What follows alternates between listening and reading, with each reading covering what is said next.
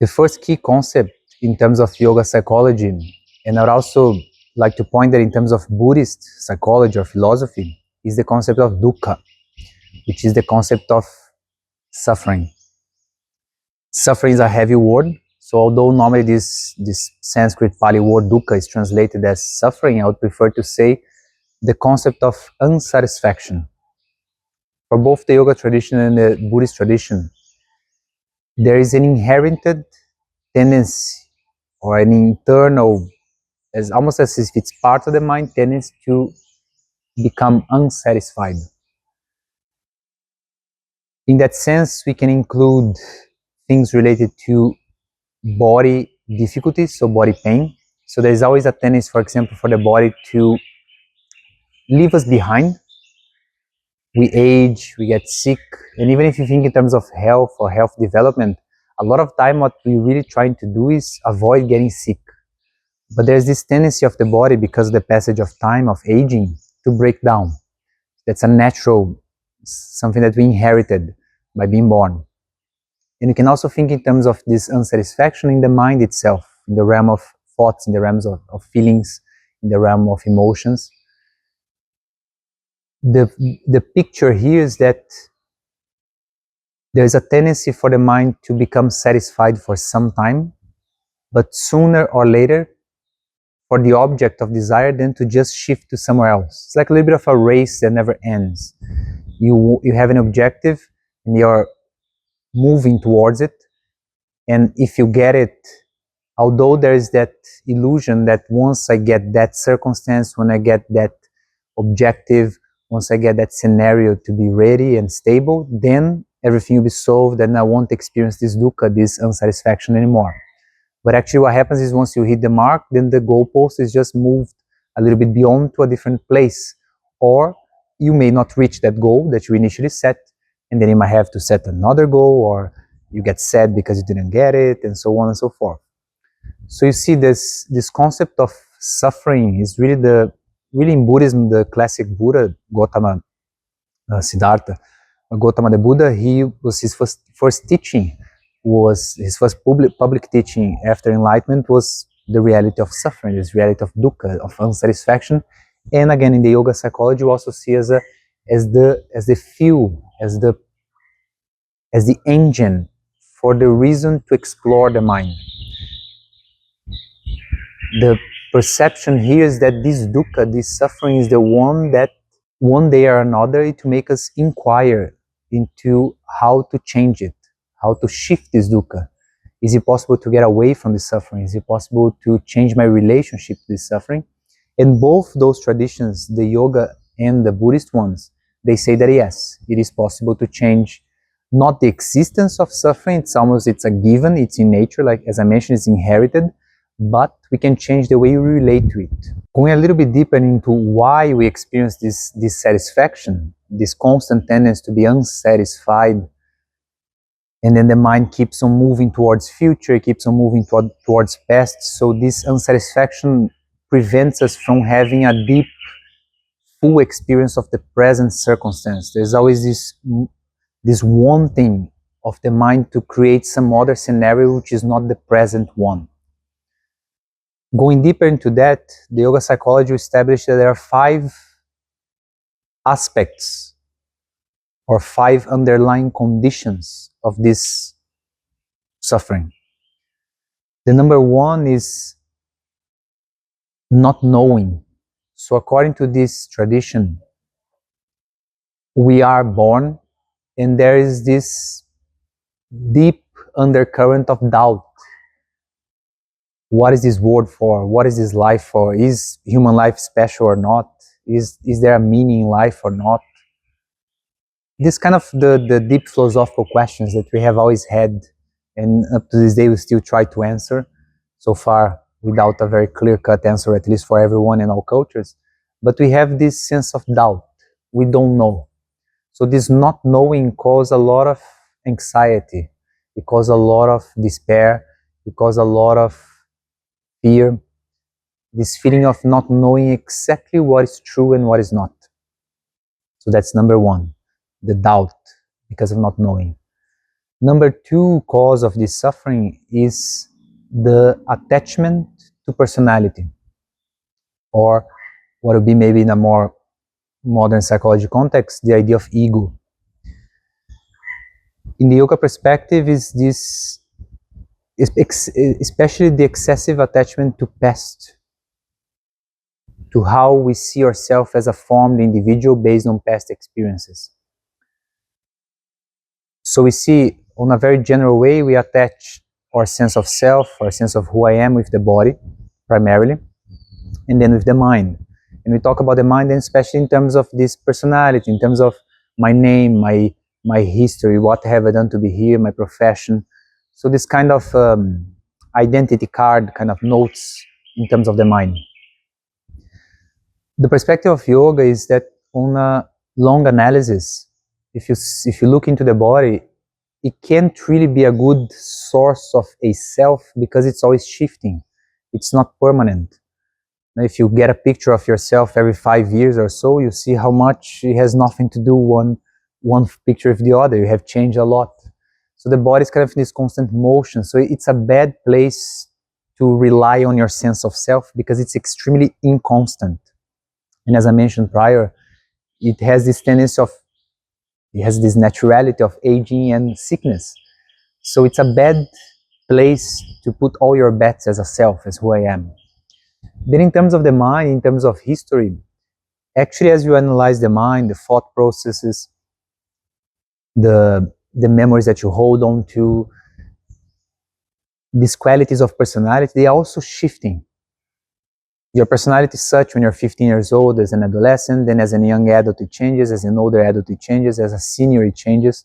And that's just the way it is. Right? We always see this sometimes, like people that don't behave as their age. And although there are some cultural concepts there, there's almost something also natural in other humans to judge, because it does feel weird, out of place, when someone doesn't fit the way they in theory should think at that time in their lives. So you see, the mind also is shifting, it's malleable. From that point of view, it's also complicated to put all your reliance of sense of self on something that is shifting, like personality. But because we don't analyze it as much as we could, we always put our hopes on those two. We put our hopes in the body, and we put our hopes on the personality aspect.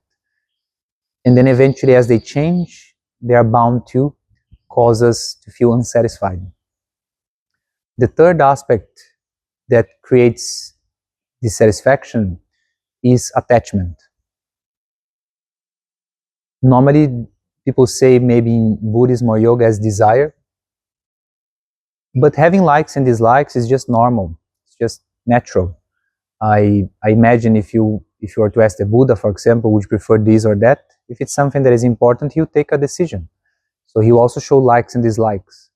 The point is not about not having desire or not having likes and dislikes, but it's about not having excessive attachment, which means you're a little bit more free under the circumstances.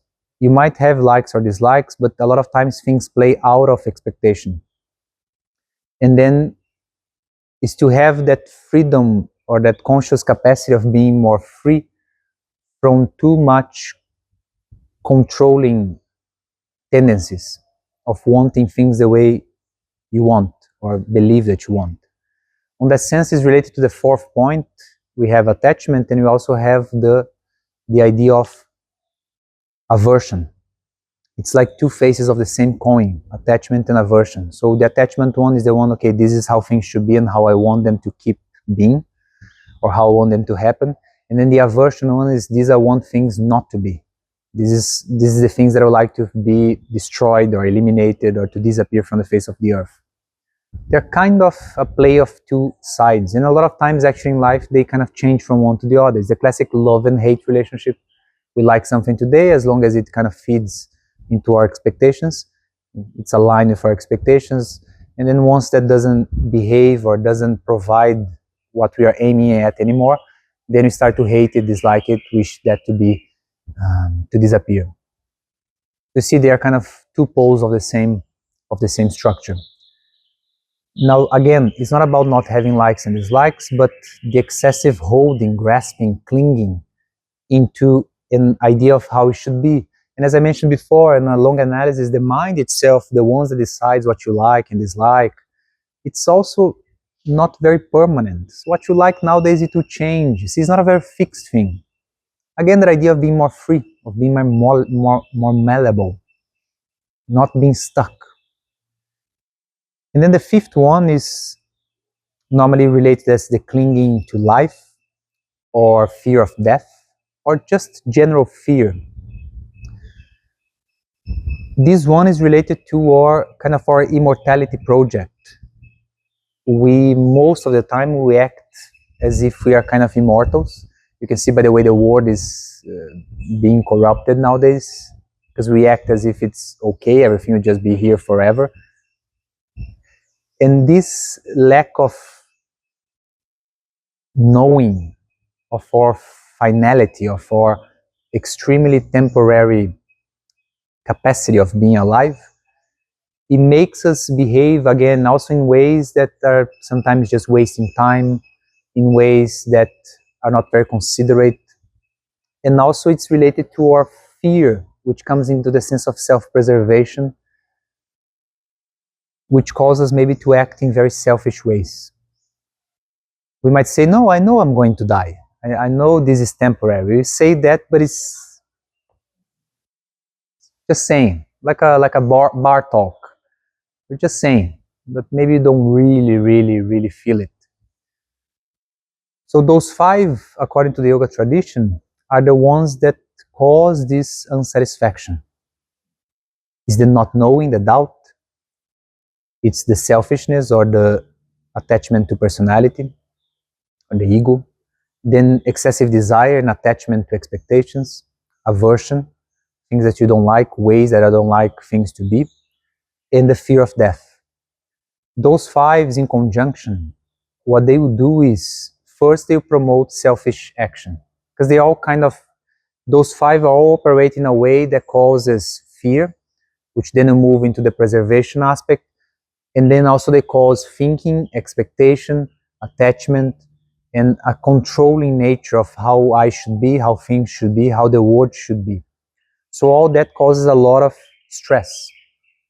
And eventually, because those five, in the end, they are things that shows a want to control in a world and in a body and in a mind that is beyond 100% full control.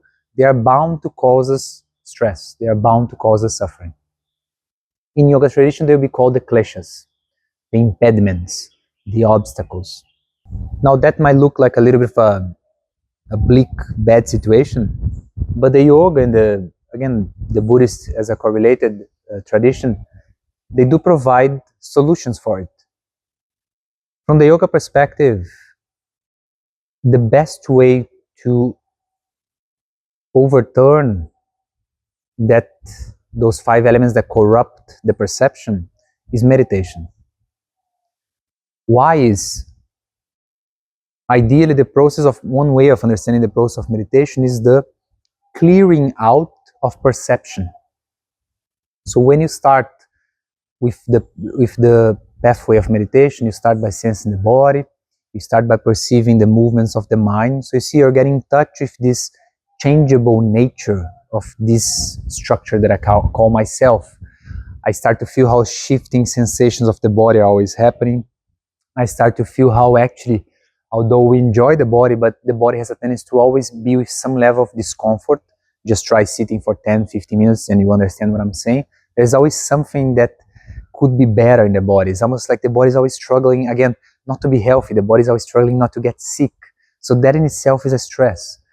And then in terms of the mind, you start to see the constant push of the mind for something that is not the present reality. It's the movement towards past, it's the movement towards future, the conflict with what I have in front of me. So meditation starts by seeing into it, and then gradually, so that in itself is a suffering. Meditation, on that view, starts as a problem. It shows the difficulties of existing with a body and with a mind. But gradually, as you get used to it, the body will settle more, but also you learn how to deal with the discomforts of the body in a better way, which means you don't overreact, you don't create a second problem on top of some pain or discomfort. You allow things to exist as if they are natural, as if some sensation on the body is uncomfortable is just part of the possible and the general experience of the body. So that promotes less stress. You accept it and then you can handle it. So the body settles, and then gradually, as you start to see these movements of the mind, you also start to notice the windows in between movements. So the places of stillness in the mind. Once you start to perceive it, you can rest in it. You can stay with it, which is that space, that window of experience. That will start to show up what's on the view of yoga behind all this movement and annoyance and stress, which is the realm of pure consciousness. So you could say that this process of meditation is, imagine like you have a big box full of stuff and you want to know what is it that forms that box, what is the base of the box, what it is that is holding all those objects, and you keep removing until you reach the base of the box, which on the view of yoga is the base of the mind, which is an experience of pure consciousness. And that experience of pure consciousness by definition is very peaceful because it's single in the sense that it doesn't have deviation, it's not broken, it's not separated, it's unified. As I mentioned before, those 5 Kleshas, those 5 impediments or obstacles for a good living, they're all related to the sense of being broken or separated, or the sense of conflict with reality. Now, if you think of sense of ego is me against the world, and then I have my attachments, I have my aversions, and then I have the fear of the dissolution of this being, of this body, and of this mind. And even the doubt, which creates this feeling of I don't know what is, and it makes me think, it makes me wonder. So all this show this broken tendency of the personality against everything else. While consciousness has this quality of being unitary. It's just one big thing. So it's very peaceful. Classically, they'll say that consciousness is Sat Chit Ananda, it's true. So there's a sense of this is it. There's nowhere to go anymore. Therefore, this must be the truth because I cannot go further. And then you have the sense of Chit, of being aware, of being a sense of presence. And you have the sense of Ananda, the blissfulness, because it's very peaceful to be at that place. Doubt is cleared, and there's no more feeling of separation, there's no more feeling of being broken or dispersed. So in the yoga tradition, the way to fix these tendencies is by exploration of meditation, which will show these underlying qualities of the mind which we all have. Again, the sense of awareness, the sense of purity, the sense of purity not in a religious sense, but in a sense of purity of attention, of presence, and not being broken, not being separated, of being unified. As we experience it more and more of meditation, maybe for moments at a time, but ideally through practice we extend it, they will gradually, classically they'll say those terms, they purify the mind, or they purify the personality. I no longer then attach myself too much with the body. I no longer attach myself too much with the movements, with the contents of the mind. I remain more attached, or I remain more identified with that sense of consciousness, which is more ample, is more broad, it's less individual, and is more relaxed. So that would be the way in the psychology of yoga to release the unsatisfaction, to release the suffering.